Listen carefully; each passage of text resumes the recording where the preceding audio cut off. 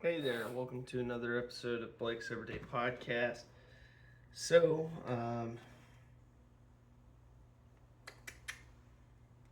trying to think here. Okay, second Samuel, where we go. So we finished chapter 15 of Second Samuel last night. So tonight we're jumping on to chapter 16. It is a late night tonight. I was about to do my video, and then my son Weston came out here. He was pretty sad because I was laying in his bedroom with him. And I, I got up because I had to come out here, and I guess he woke up and he was like, "Where'd you go, Dad?" But yeah, so we're jumping on to chapter 16. It is a decently late night tonight.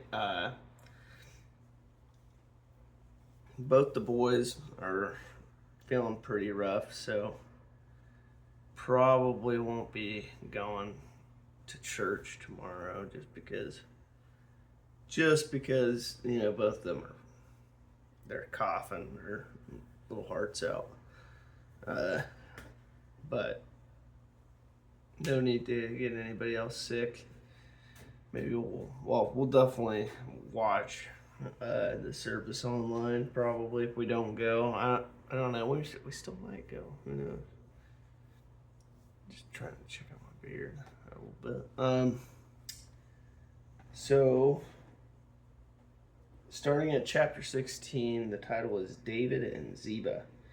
When David had gone a short distance beyond the summit, there was Ziba, the steward of Mephibosheth, waiting to meet him. He had a string of donkeys saddled and loaded with 200 loaves of bread, 100 cakes of raisins, 100 cakes of figs, and a skin of wine. The king asked Ziba, "Why have you brought these?" Ziba answered, the donkeys are for the king's household to ride on. The bread and fruit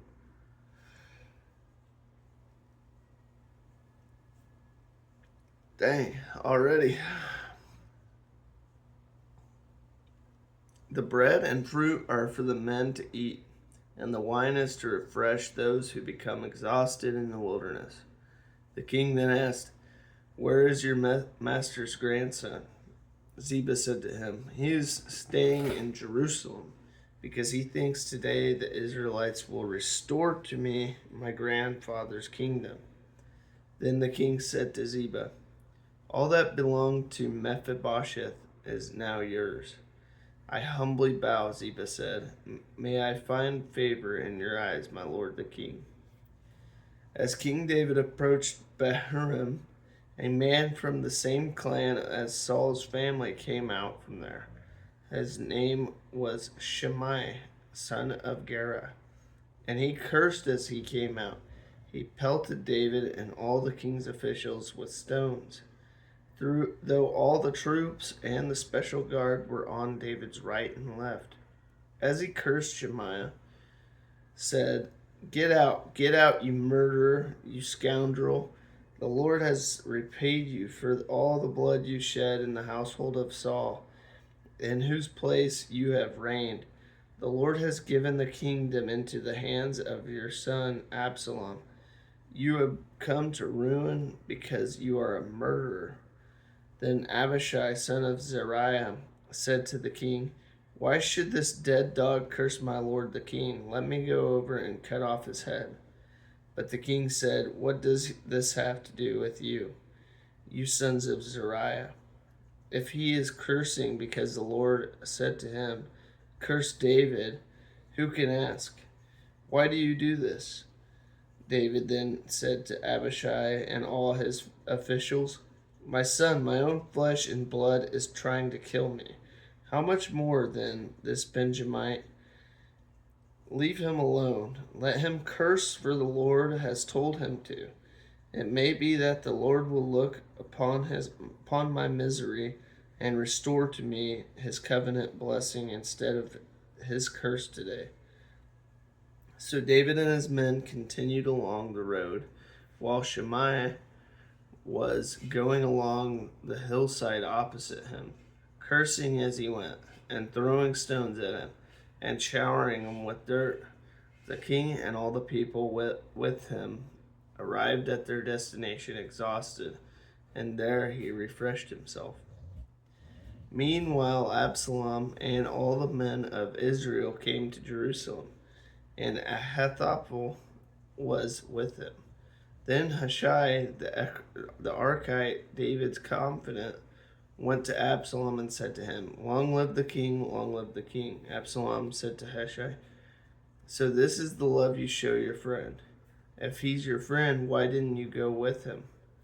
Hushai said to Absalom, "No, the one chosen by the Lord, by these people, and by all the men of Israel, his I will be, and I will remain with him.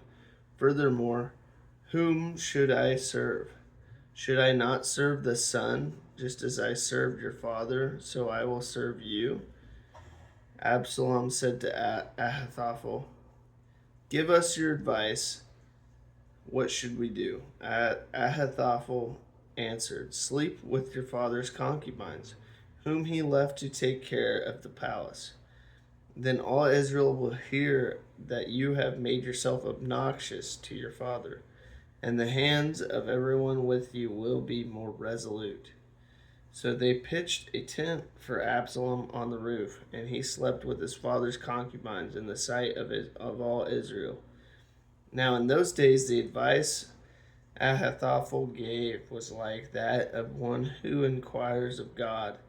That was how both David and Absalom regarded all of Ahithophel's advice. Now it's continuing on through chapter 17. Ahithophel said to Absalom, "I would choose 12,000 men and set out tonight in pursuit of David. I would attack him while he was weary and weak. I would strike him with terror, and then all the people with him will flee. I would strike down only the king and bring all the people back to you. The death of the man you seek will mean the return of all. All the people will be unharmed." This plan seemed good to Absalom and to all the elders of Israel. But Absalom said, "Summon also Hushai the Archite, so we can hear what he has to say as well." When Hushai came to him, Absalom said, "Ahithophel has given this advice. Should we do what he says? If not, give us your opinion." Hushai replied to Absalom, "The advice Ahithophel has given is not good this time. You know your father and his men. They are fighters, and as fierce as a wild bear robbed of her cubs. Besides, your father is an experienced fighter.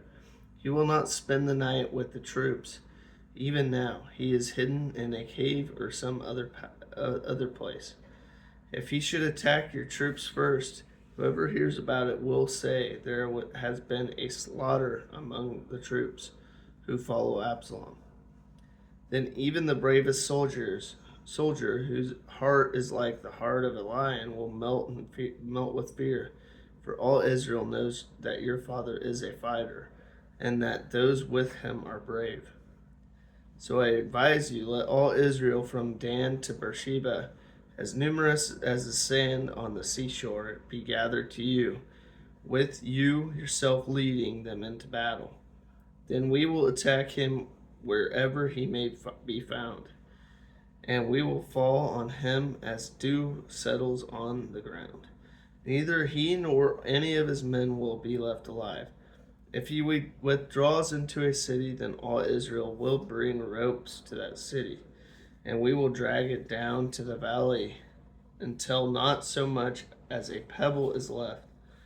Absalom and all the men of Israel said, "The advice of Hushai the Archite is better than that of Ahithophel." For the Lord had determined to frustrate the good advice of Ahithophel in order to bring disaster on Absalom. Hushai told Zadok, and Abiathar, the priest. Ahithophel has advised Absalom that the elders of Israel to do such and such, but I have advised them to do so and so. Now send a message to at once and tell David, do not spend the night at the fords in the wilderness. Cross over without fail, or the king and all the people with him will be swallowed up. Jonathan and Ahimaaz were staying at En-Rogel. A female servant was to go and inform them, and they were to go and tell King David, for they could not risk being seen entering the city. But a young man saw them and told Absalom. So the two of them left at once and went to the house of a man in Bahurim. He had a well in his courtyard in it, and they climbed down into it. His wife took a covering and spread it out over the opening of the well and scattered grain over it. No one knew anything about it. When Absalom's men came to the woman at the house, they asked, where are Ahimaaz and Jonathan? The woman answered them, they crossed over the brook. The men searched but found no one. So they returned to Jerusalem after they had gone. The two climbed out of the well and went to inform King David. They said to him, set out and cross the river at once. Ahithophel has advised such and such against you. So David and all the people with him set out and crossed the Jordan by daybreak. No one was left who had not crossed the Jordan. When Ahithophel saw that his advice had not been followed, he saddled his donkey and set out for his house in his hometown. He put his house in order and then hanged himself. So he died and was buried in his father's tomb. Wow.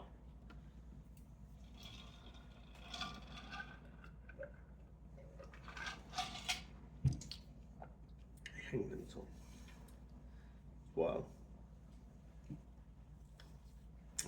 So we're reading chapter 17, even though we started on chapter 16. We read through because it goes like that.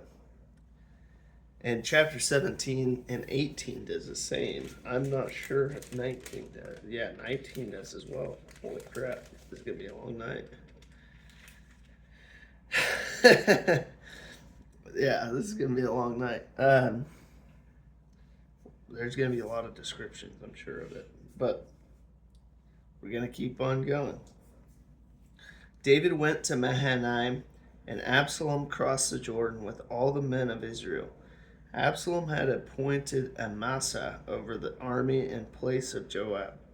Amasa was the son of Jether and Ishmaelite, who had married Abigail, the daughter of Nahash, the sister of Zeruiah, the mother of Joab. The Israelites and Absalom camped in the land of Gilead. When David came to Mahanaim, Shobi, son of Nahash from Rabbah of the Ammonites, and Machir, son of Amiel from Lo-debar, and Barzillai, the Gileadite from Rogelim, brought bedding and bowls and articles of pottery. They also brought wheat and barley flour and roasted grain, beans and lentils, honey and curds, sheep and cheese from cow's milk for David and his people to eat. For they said, the people have become exhausted and hungry and thirsty in the wilderness. Now, that was the end of chapter 17, but 18 continues on. David mustered the men who were with him and appointed over them commanders of thousands and commanders of hundreds. David sent out his troops, a third under the command of Joab, a third under Joab's brother, Abishai, son of Zeruiah, and a third under Ittai the Gittite. The king told the troops, I myself will surely march out with you. But the men said, you must not go out. If we are forced to flee, they won't care about us, even if half of us die. They won't care, but you are worth 10,000 of us. It would be better now for you to give us support from the city." The king answered, "I will do whatever seems best to you." So the king stood beside the gate, while all the men marched out in units of hundreds and of thousands. The king commanded Joab, Abishai, and Ittai, "Be gentle with the young man Absalom, for my sake." And all the troops heard the king giving orders concerning Absalom to each of the commanders. David's army marched out of the city to fight Israel, and the battle took place in the forest of Ephraim. There Israel's troops were routed by David's men, and the casualties that day were great, 20,000 men. The battle spread out over the whole countryside, and the forest swallowed up more men that day than the sword. Now Absalom happened to meet David's men. He was riding his mule, and as the mule went under the thick branches of a large oak, Absalom's hair got caught in the tree. He was left hanging in midair, while the mule he was riding kept on going. Oh my gosh. When one of the men saw what had happened, he told Joab, "I just saw Absalom hanging in an oak tree." Joab said to the man who had told him this, "What, you saw him? Why didn't you strike him to the ground right there? Then I would have had to give you 10 shekels of silver and a warrior's belt." But the man replied, "Even if 1,000 shekels were weighed out into my hands, I would not lay a hand on the king's son." In our hearing, the king commanded, "You and Abishai and Ittai protect the young man Absalom for my sake. And if I had put my life in jeopardy, and nothing is hidden from the king, you would have kept your distance from me." Joab said, "I am not going to wait like this for you." So he took 3 javelins in his hand and plunged them into Absalom's heart, while Absalom was still alive in the oak tree. And 10 of Joab's armor bearers surrounded Absalom, struck him, and killed him. Then Joab sounded the trumpet, and the troops stopped pursuing Israel, for Joab halted them. They took Absalom, threw him into a big pit in the forest, and piled up a large heap of rocks over him. Meanwhile, all the Israelites fled to their homes. During his lifetime, Absalom had taken a pillar of erected it in the king's valley as a monument to himself. For he thought, "I have no son to carry on the memory of my name." He named the pillar after him, and it is called Absalom's monument to this day. Now Ahimaaz, son of Zadok, said, "Let me run and take the news to the king that the Lord has vindicated him by delivering him from the hand of his enemies." "You are not the one to take the news today," Joab told him. "You may take the news another time, but you must not do so today, because the king's son is dead." Then Joab said to the Cushite, "Go tell the king what you have seen." The Cushite bowed down before Joab and ran off. Ahimaaz, son of Zadok, again said to Joab, "Come what may, please let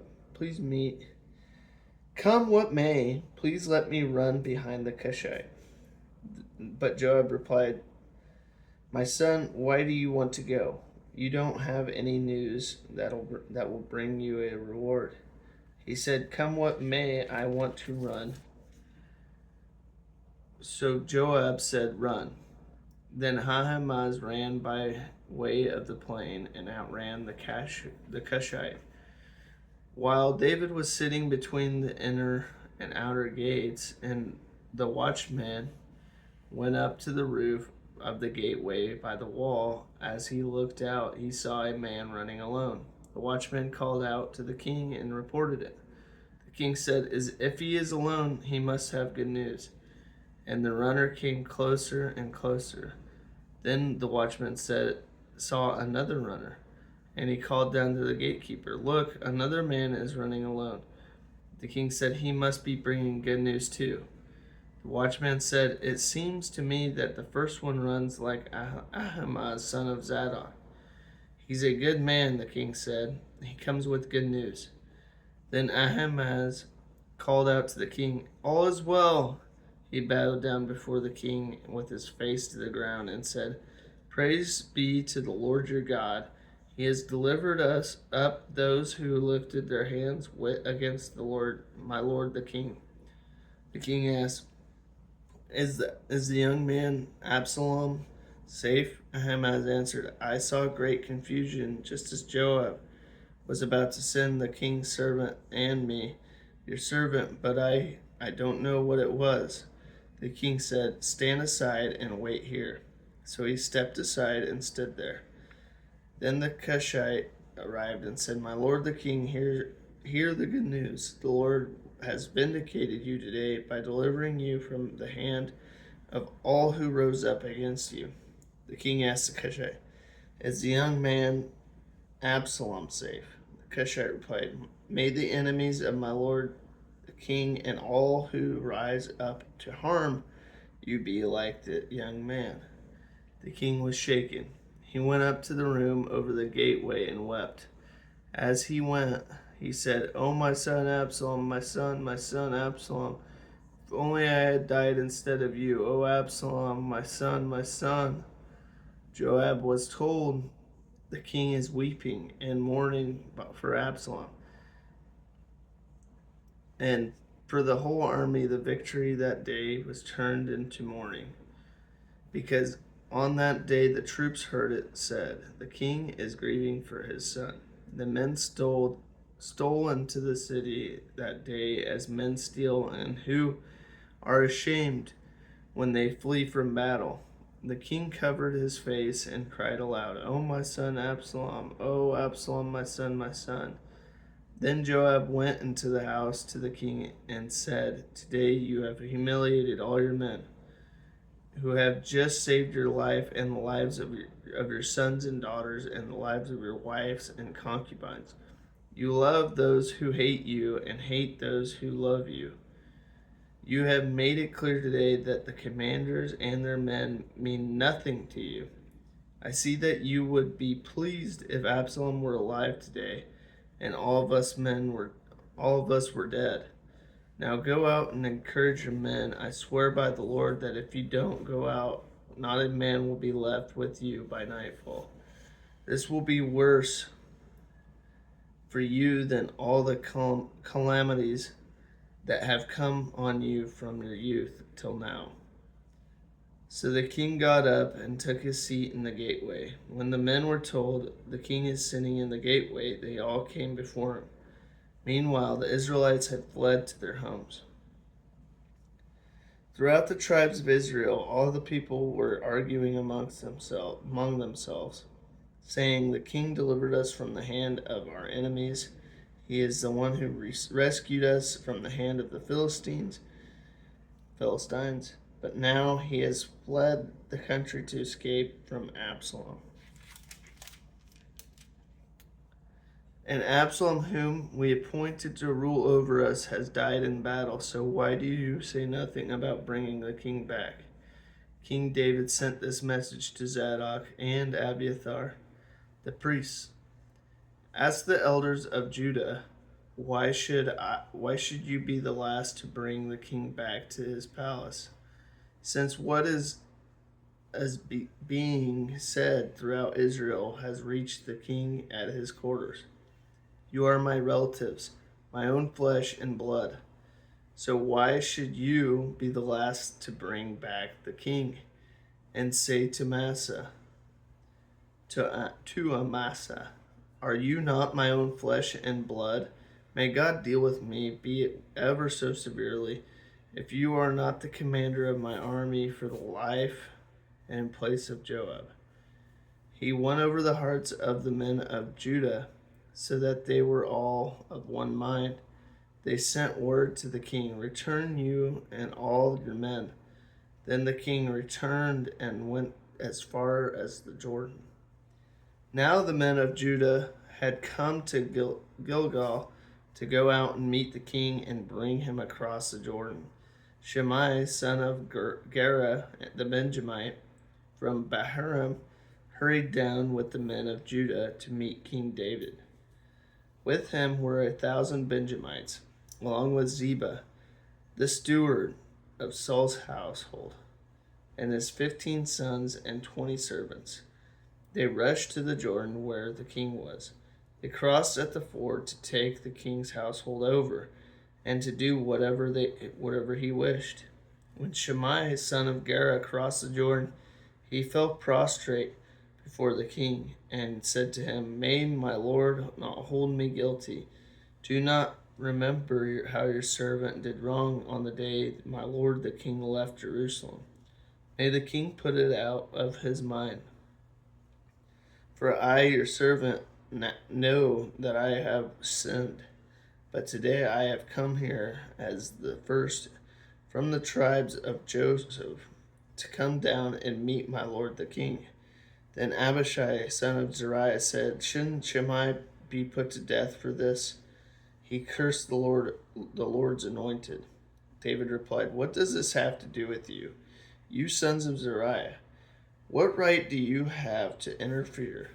Should anyone be put to death in Israel today? Don't I know that today I am king over Israel?" So the king said to Shimei, "You shall not die." And the king promised him on oath. Mephibosheth, Saul's grandson, also went down to meet the king. He had not taken care of his feet, or trimmed his mustache, or washed his clothes from the day the king left until the day he returned safely. When he came from Jerusalem to meet the king asked him, "Why didn't you go with me, Mephibosheth?" He said, "My lord the king, since I your servant am lame, I said I will have my donkey saddled and will ride on it, so I can go with the king. But Ziba, my servant, betrayed me, and he has slandered your servant to my lord the king. My lord the king is like an angel of God, so do whatever you wish. All my grandfather's descendants deserved nothing but death from my lord the king, but you gave your servant a place among those who eat at your table. So what right do I have to make any more appeals to the king?" The king said to him, "Why say more? I ordered you and Ziba to divide the land."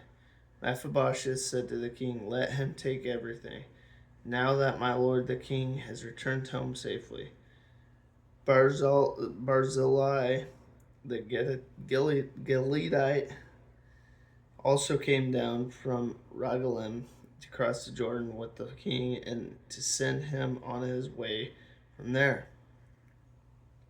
Now Barzillai was very old, 80 years of age. He had provided for the king during his stay in Mahanaim, for he was a very wealthy man. The king said to Barzillai, "Cross over with me and stay with me in Jerusalem, and I will provide for you." But Barzillai answered the king, "How many more years will I live that I should go up to Jerusalem with the king? I am now 80 years old.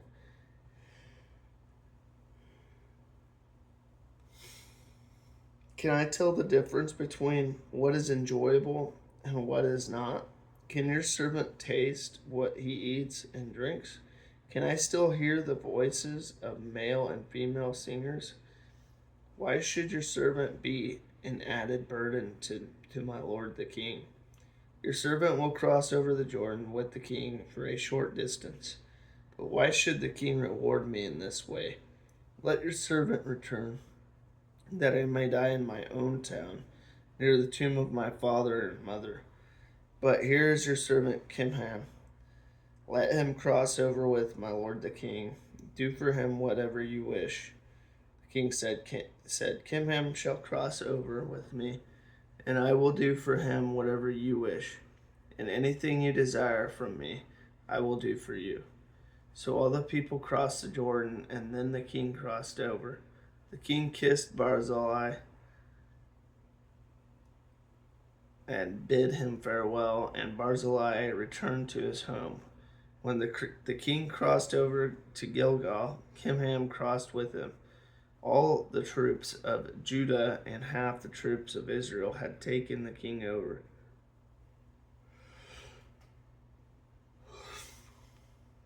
Soon all the men of Israel were coming to the king and saying to him, why did our brothers, the men of Judah, steal the king away and bring him and his household across the Jordan together with all his men?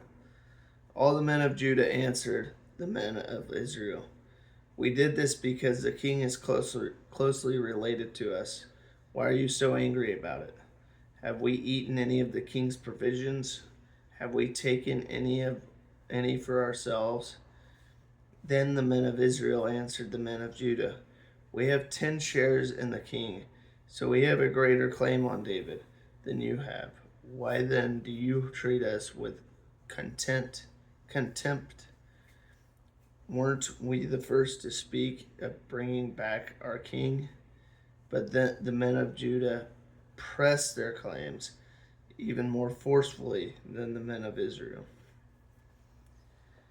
Wow, man. That was a really long duration there. We just read all the way 16, 17, 18, and 19. Some full chapters there. Which we have 1, 2, 3, 4, 5, 6.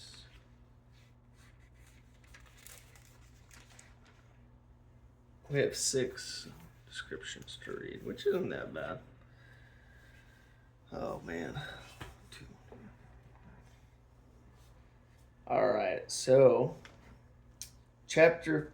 Oh wait, no, we already read that one. That one's from chapter 15. Chapter 16, verses 5 through 12.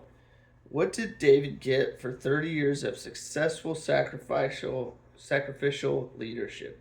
Stones and curses. Notice that David refused to seek revenge against Shimei. He was well aware of his own failures and was willing to accept Shimei's criticism. He was beyond the point of denial. At this point, David put himself in God's hands, trusting that God would do what was right, whether it meant judgment or deliverance. As we experience failure, we need to follow David's example. We must put ourselves in God's hands. He will always do what is best for us. Chapter 17, verse 14. No matter how strong our enemies, they can never thwart God's plan. God used Hushai to lead Absalom toward disaster. God was working behind the scenes to protect David and give him a chance to recover his losses. As we continue following God's will day by day, God will accomplish his purposes for us. And we can trust that he will work behind the scenes on our behalf, supporting us in ways we'll never know. Absolutely. Chapter 18, verse 15. Absalom died tragically, a rebel and the victim of a broken relationship with his father. He was the product of an unreconciled past. If we are driven by painful emotions or events from the past, we also may end up fighting unnecessary battles and end up in an early grave. As with Absalom, we may not be completely to blame for our broken relationships, yet it is still our responsibility to deal with the issues and seek reconciliation. If we don't, we will probably destroy ourselves and bring all the people close to us down as well. I like that one. That's a really good description there. Chapter 18, verses 32 through 33. David could have avoided this great sorrow had he been willing to forgive, set things straight, and restore his relationship with Absalom. David had failed to seek reconciliation, and now it was too late. He could never have Absalom back. He could never make things right with him. Once again, as with Amnon earlier, we see that the consequences of sin live long after the act itself.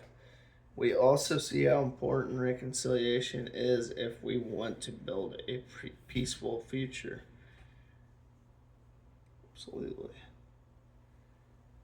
Chapter 19, verses 5 through 7. Joab was courageous enough to confront David about his improper behavior. David had failed to thank his men for remaining loyal to him throughout the Civil War. They deserved grateful congratulations. Instead, David was mourning the loss of his son, who had also been his enemy. Joab's intervention probably saved David's still shaky kingdom. The criticism of a friend is sometimes the right medicine to prompt us to proper actions. It's a good one as well. Very good. Like that. Chapter 19, verses 18 through 20. Shimei, trying to reconcile his relationship with King David, asked that David forgive and forget the stones and insults he had hurled during Absalom's rebellion. Shimei wanted to be set free from the burden of his past mistakes, so he could build a solid future. God offers us this kind of forgiveness when we come to his Son, Jesus. Through him, our sins are forgiven and forgotten. We are given the opportunity to start over again with a clean slate. I like it. Wow. So 16, 17, 18, and 19. Oh, man. All right. Dear God, Dear God, we just come to you tonight, just blessed with another day, Lord. I'm so grateful that you kept me awake tonight and kept me motivated enough to read your word tonight, Lord, as I could have just gone to bed, and I'm glad that I didn't, Lord. I needed this. I needed to read your word, and I'm so blessed to be able to read it, Lord. I pray that you continue to keep shelter over our heads, Lord, and I pray that you keep your safety over us, Lord, as we continue in this crazy world. Lord, I just pray that anybody that needs to hear a message hears it tomorrow when they go to church. I pray that everybody that needs to go to church, well, everybody needs to go to church, but I pray that everybody goes to church and hears a great message tomorrow. I pray that anybody that goes might see your light tomorrow, Lord. I pray that the message touches their heart. I pray that they can finally find salvation in you, Lord, and I pray that they find that. In God's name, amen. Not the best prayer, not the worst, but all right. I hope you guys have a great rest of your night. Tomorrow's Sunday. Have a great day at church. Watch UFC 250. I'm sure it'll be pretty cool tomorrow. I'll probably talk to you while it's going on. So, have a great rest of your night.